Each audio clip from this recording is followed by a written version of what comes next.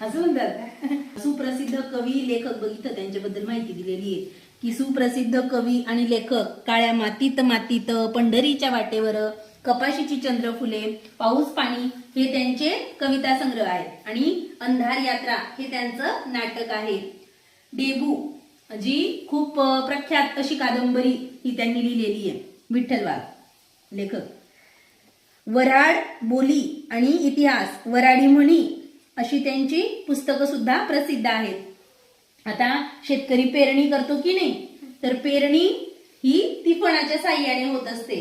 काया मातीत मातीत तिफन चालते, तिफन चालते, तिफन चालते. इज नाचते थय थय, ढग ढोल वाजवते, ढोल वाजवते, ढग ढोल वाजवते.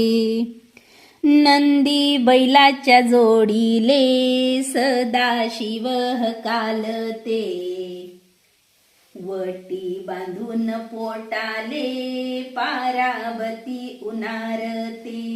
वटी पोटाले बांधते, जोई काटीले टांगते, जोई काटीले टांगते.